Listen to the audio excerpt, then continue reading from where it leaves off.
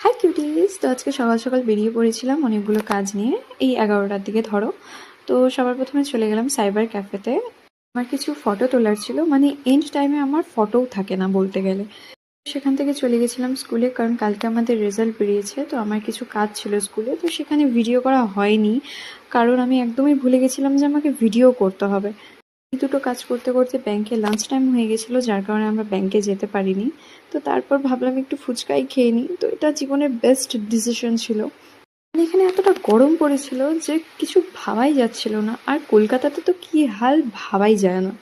তো আমি আর আমার বান্ধবী মিলে শপিং করতে এসেছিলাম। আমি বেসিক্যালি ফাও গেছিলাম, আমার কিছু শপিং করার ছিল না, ওই ছিল। কিন্তু আমারও এখান থেকে একটা টপ পছন্দ হয়ে গেছিলো, তো শেষমেশ আমিও কিনেই নিলাম, কারণ এখানে ভালো সেল চলছিল। তারপর আমরা শপিং করে আলু সিদ্ধ হওয়ার জন্য আবার বাইরে বেরিয়ে গেছিলাম। মানে মালবাজারে এতটা গরম কিভাবে পড়তে পারে, আমি শুধু এটাই ভাবছি। তোমরা ভাবতে পারো যে এই ভিডিওতে তো কোথাও রোদ দেখা যাচ্ছে না, তো আমি বলে দিই এটা আগের দিনের ভিডিও ছিল। আগের দিনের ওয়েদারটা সত্যি খুব ভালো ছিল, আর আজকে ছিল তার বিপরীত।